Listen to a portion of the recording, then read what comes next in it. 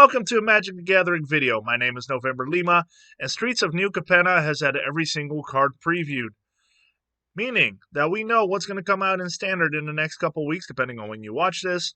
And what I like to do when we know that is form a list of my top 10 of cards that I think will be best for Standard. Now, couple disclaimers, as always. First off, this is my list. This is not a definitive list. Typically, I've had some pretty decent success in what cards will actually be impactful and cards we'll see. So a lot of my top 10 cards you'll end up seeing a lot in Standard. But when it comes to like using your wild cards in Arena, there is only one safe bet, and that's with these. Get these lands. The lands would not be in my top 10 because otherwise they would just take top spots 1 through 5, simply because that is your best mana fixing. These cards are great. We saw them in Ikoria when we had the Triomes. We now have these for the other card combinations. So these are going to be your best cards, period. So that's your wild cards. The rest of them, we have to see how it plays out. We never truly know how things go. So keep that in mind as I'm going through this top 10. I believe I got a pretty solid list here, but also whenever I was going through this list and trying to narrow down the cards that I thought were going to be best for Standard, I started out with like 30-something cards, and I had to narrow it down to 10. So there's going to be some cards that you're going to be missing if you've already seen some previews or spoilers that you're like, why is that not in your top 10? Feel free to drop them in the comments, and I'd be happy to talk to you about them. I might just say, like, yeah, no, you're absolutely right. I can see where you're coming from with that. Maybe I have an idea why I kept it out of my top 10. I love discussing those kinds of things, so by all means, this list is not the end-all be-all, but I think it's a pretty solid start of a top 10 for Standard. So without further ado, let's just go ahead and jump in, and we're going to go to our number 10. Unleash the Inferno. 1 black, red, green for an instant. Unleash the Inferno deals 7 damage to target creature or planeswalker. When it deals excess damage this way, destroy target artifact or enchantment an opponent controls with mana value less than or equal to that amount of excess damage. So for 4 mana, we have an instant that deals 7 damage to a creature or planeswalker. In its own, that's not fantastic. It's a pretty solid removal spell for 4 mana. But what it can do is it can destroy up to 2 things, which that's pretty sweet. So for 4 mana, you can do 5 damage to a creature or a planeswalker, and you have 2 more mana left to destroy one of their artifacts or enchantments with mana value 2 or less. Or if you do 3 damage to something, then you have 4 damage left for a converted mana cost 4 or less of an artifact or enchantment. So how this will effectively work, and why I have this in my top 10, is the types of decks that we're playing against right now. So think of Esper Walkers, for example. Esper Walkers like to have some enchantments, some artifacts, and of course Planeswalkers. So what we can do is, like, let's say they have a Lolth and a Meathook Massacre. Lolth and Meathook Massacre are like the number 2 combination, or the number 1 combination of 2 cards that you see in Standard a lot. Lolth, Meathook Massacre. So what you can do is you can target Lolth with this, and typically Lolth only has somewhere between 1 to 4 loyalty, realistically. So you'll have at least 3 damage left for a 3 mana or less artifact or enchantment. That means you can get rid of their Meathook Massacre, because that's technically 2. And there's just so many ways that this applies. So in the current Standard, with the amount of artifacts, enchantments that are so powerful, and the fact that this hits creatures and planeswalkers just makes this a super versatile card. And the casting cost of 4 is really not that bad. One thing that is also important to note, the casting cost here, it looks a little tricky, but again, we've got the 3-color lands coming out. Plus, these are also the colors that generate the most treasures. In Junt, you're going to be creating a ton of treasures, so hitting this is going to be pretty easy. Also, from a treasure standpoint, as long as you have any kind of excess damage, you can destroy one of your opponent's treasures. So that's always sweet as well. So I think this is a very solid removal spell, and we'll see plenty of play in Standard. I know I will be playing this for sure. So going to number 9. And just so you know, like the first 5 of this list were much easier to pick than the 5 after that, because there's so many good cards in this set. Ginny Faye, Jetmire's second. It's a hybrid red-green, green, hybrid red-white, meaning that you can cast this for either green-green-green, red-green-green, or red-green-white, or green-green-white. There's a lot of combinations possible. So this is pretty easy to cast if you're in Naya or Celestia or even Mono Green. You can cast this. It's a legendary creature, Elf Druid. It's a 3/3, so at 3/3 for 3, if you would create any one or more tokens, you may instead create that many 2/2 green cat creature tokens with haste, or that many 3/1 green dog creature tokens with vigilance. That is super powerful. This is, don't get me wrong, this is a great card for Commander. And I know a lot of people are going to look at this card and be like, hey, that's going to be my Commander. But it's currently really powerful in Standard also. It's pretty easy to cast, and the effect is really relevant. We're creating a ton of tokens in Standard right now, whether it's from Planeswalkers, enchantments, or just actual token generator abilities. We have a lot of tokens in Standard right now. And to be able to turn those tokens into 2/2 hasters or 3/1 vigilance creatures if you want to, that is super relevant. Think of this with Wedding Invitation. Instead of having that 1/1 human at the end of the turn, you can get a 3/1 dog with vigilance or a 2/2 haster, which granted at the end step is not as great. But with Lolth on the board as well, let's say you go Abzan with this or whatever. You put your 2/1 spiders on the board. Instead, you just want to get some hasters on the board. That could be super sweet as well. So with this being able to generate the types of creatures you want out of your tokens is pretty sweet. What I said before with card number 10, we're creating a lot of treasure tokens. Those treasure tokens can be turned into creatures. If you have plenty of mana, you don't need more treasure tokens, then put some creatures on the board instead. So this is super flexible, and I think we'll see a lot of play in a lot of token decks, and in Standard, that's definitely relevant right now. So going to number 8. We've got Nixlas, the Adversary. It's 1 black and a red for legendary planeswalker Nixlas with 3 loyalty. It has Casualty X. The copy isn't legendary and has starting loyalty X. So what Casualty is, as you cast this spell, you may sacrifice a creature with power X. When you do, copy the spell. The copy becomes a token. So if you cast this, and you sacrifice. So let's say, very common creature, Shambling Gas. It's a 1 power creature. Let's say you play this on turn 3. You sacrifice your Shambling Gas to create a token. That means that you've got this on the board. So a 3 mana, 3 loyalty Planeswalker, and you get a 1 loyalty Planeswalker that is a token that is not legendary. That means that you can activate the +1 ability twice. If you have a 3 power creature, then maybe you can even go to -2, etc. So that's how the token works. So let's go get into the loyalty abilities. +1, each opponent loses 2 life unless they discard a card. If you control a demon or devil, you gain 2 life. I mean, that's not bad.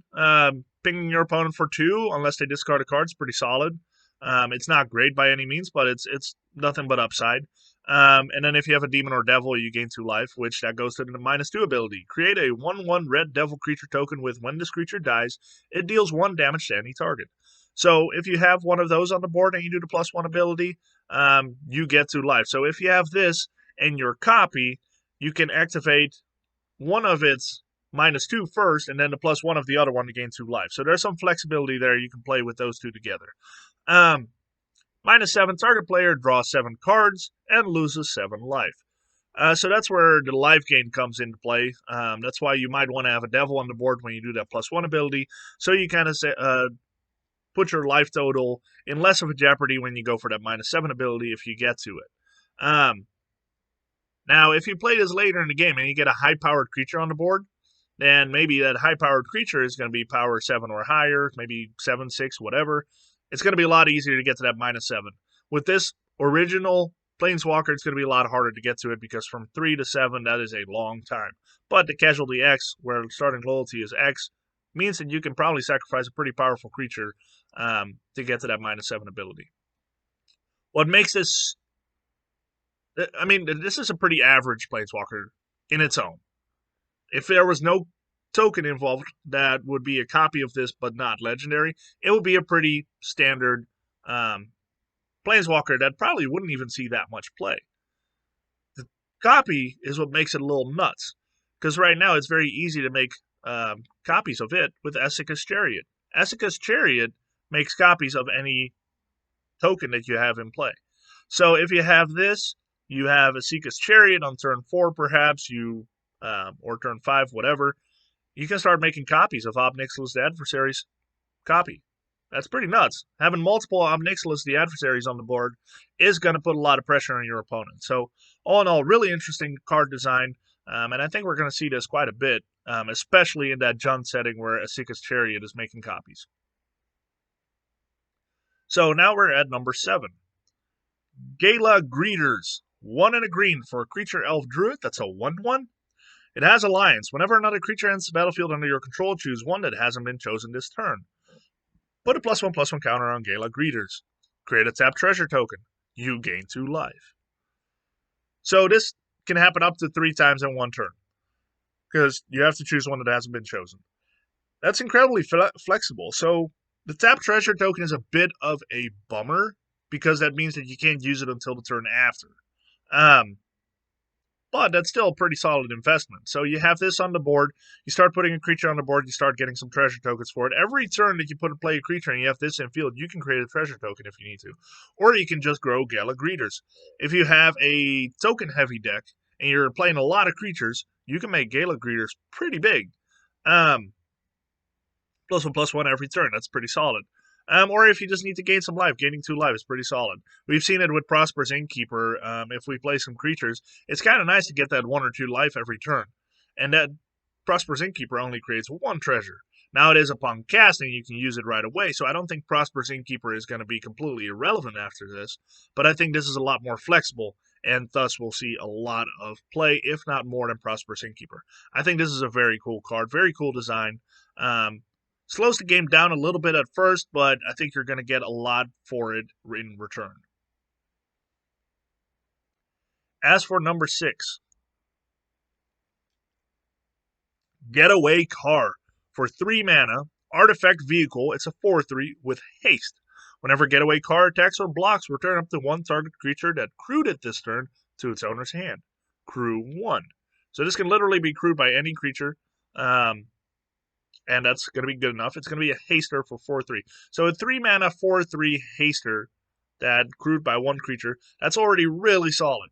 But what makes it super good is with the amount of enter the battlefield creatures that we have currently in the format and are getting in this set. If you look at a lot of the creatures in this set, a lot of them have enter the battlefield effects. And we currently have some as well. Think of Elite Spellbinder, think of Skyclave Apparition. Those are some really powerful creatures with enter the battlefield effects. Being able to crew this, get that card back, play it again, that's very, very powerful. But also just from an aggressive standpoint. Vehicles are a little harder to deal with than creatures because they survive board wipes. Crew 1 is just really good because, like I said, any creature can crew this, and it's a 4/3 haster. So all in all, it's very aggressive. And it allows for those like flicker or blink abilities, however you want to call them, where you can just kind of keep recasting creatures with powerful enter the battlefield effects. So all in all, a very solid card. I think you're going to see this in like kind of like mono white. You can see this with Elite Spellbinder again, but also other like Bant. They're going to have a lot of enter the battlefield effects. So you're going to see this being played, and it's going to be really hard to deal with, and it's going to be really annoying to deal with it. So, very powerful card. Going to number 5. So, we are to the top 5. Like I said, this is where the decisions became a little easier for me. So, first we got Obscura Interceptor, which is one of the creatures I talked about with Getaway Car. It's a 1 white, blue, black. So, 1 and then all 3 Esper colors. For a creature Cephalid Wizard, I'm probably mispronouncing that, and it's a 3/1. It has Flash, it has Lifelink, and when it enters the battlefield, it connives. When it connives this way, return up to 1 target spell to its owner's hand. For those of you that don't know what conniving is, it's a new keyword with this set. It means that you get to draw a card, then discard a card. If you discard a non-land card, your creature gets a +1/+1 ability. Or a +1/+1 counter, sorry. So, in reality, what this does, it's a really cool effect. It is a 4 mana creature with Flash, and it's a 3/1. It has lifelink, and it draws you a card. You can discard a card. If you discard a non-land card, it's suddenly a 4/2 instead of a 3/1, and you can return up to 1 target spell to its owner's hand. So you can play this as kind of like Divide by 0, and you get to draw a card, discard a card, and have a 4/2 lifelinker on the board. What an effect!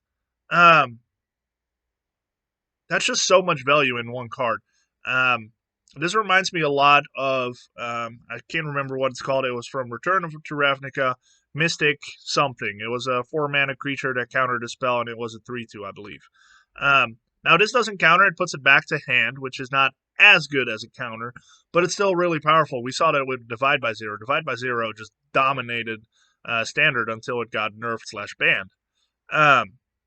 But being able to leave a 4/2 lifelinker on the board is really relevant against multiple strategies. Against aggro, getting 4 life out of the deal and possibly trading with a creature, or even just killing it, is really, really solid. And against other control decks, if they don't have an immediate answer, you've got a 4-powered creature, probably 4-powered creature that can start hitting the opponent with lifelink. So this card has a lot going forward. It is a huge value card. And typically, I know I joke a lot about not playing blue. Look at my shirt. But this is the kind of card set I do love playing with because it's just a lot happening with one card, and it's hard to not appreciate that kind of value. Number 4, Voidrand, another Esper card. The Obscura is a very powerful family, by the way. White, blue, black for an instant. This spell can't be countered. Destroy target non-land permanent. Super solid removal spell. Your opponent can't counter it. Now, let's go back. This doesn't counter, so this can actually mess with it. Alright, sorry. Let's go back. So, not to try to debunk that this should be number 4, because it's still a very, very, very powerful removal. Destroy target non-land permanent means that it can destroy anything your opponent has on the battlefield that's not a land, which is really solid. Planeswalker, enchantment, artifact, creature, whatever it is, you just want to get rid of it, go ahead and kill it. Super powerful card. And for 3 mana, it's really, really not bad. So if you have a couple Vanishing Verses in your deck, you have this in your deck, you're going to deal with whatever your opponent's thrown at you. And at instant speed, so that's pretty sweet. All in all, very powerful removal card. And I would imagine that this is going to see a bunch of play. Number 3, Endless Detour. Green, white, blue. Instant. The owner of target spell, non-land permanent, or card in a graveyard puts it on the top or bottom of their library. So we're back to like the Divide by Zero kind of card. So I know I'm making that comparison here a lot, but it just shows you how powerful those effects are. This is basically like an Aether Gust, but for all cards that the opponent can either play or have in graveyard. You can also use it on your own cards in the graveyard, by example. So if you would just want to put something from your graveyard back on top of your library, you can do it so at instant speed. So that's a pretty cool little side effect here, too. But other than that, it's just an Aether Gust, and it does it at instant speed against any target spell or non-land permanent or card in the graveyard. Super powerful, just a really great way of kind of like putting your opponent at a disadvantage and kind of putting them behind the card. So all in all, very powerful effects, going to see plenty of play. So now I know what you're thinking. You're probably thinking, why are the top 5 all blue cards? Because they're just really good. I'm sorry, I'm not a blue player by any means too much, but honestly, with these cards coming out, I might have to because these cards are very powerful. Now, we've talked enough about blue. That was blue. 3, 4, 5 was blue.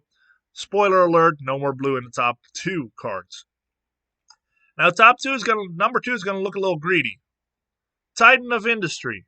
4 green, green, green for a creature elemental. It's a 7/7. It has reach and trample. When Titan of Industry enters the battlefield, choose 2. Destroy target artifact or enchantment. Target player gains 5 life. Create a 4/4 green rhino warrior creature token. Put a shield counter on a creature you control. Whoa, that's a lot happening. 7 mana is a lot. I understand. 7 mana for a 7/7, that's a lot. But, again, keep in mind, we're going to create a lot of treasure tokens in this set, so mana is not going to be as big of a deal as it was in the past. And then look at all these effects. This enters the battlefield. It has reach and trample, so it's a super powerful creature. It's a 7/7, reach, trample. You're going to want to deal with this. When Titan of Industry enters the battlefield, you get to choose these 2 of them, so you can kind of figure out what's best for you any kind of situation. Being able to destroy target artifact or enchantment is really quite powerful. There's a lot of strong artifacts or enchantments in the set, or in standard rather. Gaining 5 life could be really nice. I mean, again, it's a 7 mana card, so you're going to play this a little later in the game, so sometimes you need that life. 4/4 creature could be really good to put a clock on your opponent or just a big body that your opponent has to try to get through. And putting a shield counter on a creature. So let's say you don't necessarily need life, you don't need that 4/4 green Rhino. Maybe you just want to destroy an artifact and have your Titan of Industry be indestructible temporarily. That's really good, really powerful effect. So there's a lot you can do with this. Now, where this became number 2 for me is looking at what's currently in standard and looking at some of the other cards that we've looked at before. Being able to have this enter the battlefield by like cheating it in a way. So you can flicker this. So one of the ones that is the Reflections of, is it Reflections of Kikijiki? I don't know if that's the one, but there's one that's like a red enchantment from the previous set. It's 3 mana, and there's that effect where for 1 and tap, you get to create a token of a non-legendary. So you can make a token of this, a copy, for 1 mana, if this is already on the board, and you get all these enter the battlefield effects again. Isn't that nuts? Like, there's so many ways to abuse this, and then there's other ways that you can flicker this as well. So just being able to abuse that enter the battlefield effect is nuts. So that's why I think this card is going to see plenty of play. There's going to be plenty of players that are going to figure out how to abuse this. So one deck that I think will definitely happen with this is like Teamer Ramp, where you have that red enchantment, you have this card, and then some of the blue effects kind of push it over the top. Super powerful card. So we made it to number 1, and I'm going to do something that I've done a couple sets now. Like, I know last set, when I did Kamigawa, I didn't do a video on it, I just did that on my Twitter, but the number 1 was given to a white planeswalker, and for some reason I'm going to continue that trend. Number 1, Elspeth I cannot pronounce that to save my life. Elspeth Resplendent. There we go. 3, a white and a white for a legendary planeswalker, Elspeth. And that comes in battlefield with 5 loyalty. So 5 mana, 5 loyalty planeswalker, pretty common. +1. Choose up to 1 target creature. Put a +1/+1 counter and a counter from among Flying, First Strike, Lifelink, or Vigilance on it. So that's already quite powerful. It's not just +1/+1 until end of turn, what we've seen a lot in the past. It's not just a +1/+1 counter that we've seen in the past. It is a +1/+1 counter and a Flying, First Strike, Lifelink, or Vigilance counter on it. So what that means is, and like one of the decks that this is probably going to go into that'll still be powerful, if not even more powerful after this releases, is Esper Planeswalkers. You're going to have some tokens on the board generated by your Planeswalkers, and you're going to start making those stronger. So let's say you have a 2/2 with Vigilance on the board. You put a +1/+1 counter on it, and you give it a Flying. So you got a 3/3 Flying Vigilance on the board. Next turn, you give it another +1/+1 counter and First Strike. So then you got a 4/4 Flying First Strike Vigilance creature. It spirals out of control. Either that, or you can just spread it across creatures, depending on what kind of deck you're playing. Just to kind of point out how nuts that +1 ability is. There's no downside to it. You're just making your creature so much stronger and so much more adaptable to whatever situation you're in. That makes it super versatile, super powerful. I love that +1 ability. -3. Look at the top 7 cards of your library. You may put a permanent card with mana value 3 or less from among them onto the battlefield with a shield counter on it. Put the rest on the bottom of your library in a random order. Also, really powerful. You can play this whenever on the turn you cast Elspeth, is looking at the top 7 cards of your library. And any permanent with mana value 3 or less, you can pick one, put them on the battlefield, and it's ready to go. And it has a shield counter, meaning that you cannot destroy it right away. You'll have to destroy it twice. So that's pretty nuts. -7. Create 5 3/3 white angel creature tokens with flying. Also very powerful. However, the -7 is probably the most disappointing for me. And here's why. 5 3/3 white angel creature tokens with flying. By the time you get to -7 Elspeth, you're going to be in turn 6, 7, or later in the game. What is one enchantment we've already talked about that is in every deck? Meathook Massacre. You're going to play this. You're going to -7 your Elspeth, be like, boom, 3/3 angels, what you going to do? Meathook Massacre. So the -7 is kind of irrelevant in my opinion, unless you have a way to protect them. Or let's say you get Elspeth to 8 loyalty. You don't fully give up your Elspeth, but you put some angels on the board for possibly some pressure, or to protect Elspeth or your planeswalkers. That I can understand. But that's really the only way that I would use that -7 ability. But even just a +1 and a -3 are super powerful, incredibly flexible, and very much deserving of the #1 spot. This is a planeswalker you're going to have to start dealing with as soon as this set drops. So that was my video. I hope you enjoyed my top 10 list. Again, there's so many powerful cards in the set, so I'm sure that there's plenty of cards that could have easily competed with, especially those 5 to 10 cards in the top tier of my top 10. So again, leave a comment. Let me know what you think. I would love to talk about more of this stuff. And until then, maybe I'll see you at pre-release. Otherwise, we'll see you on Arena. I will be playing this set a lot. I really love what they're coming out with, and a lot of really cool themes with this. So thanks for watching, and have a good one.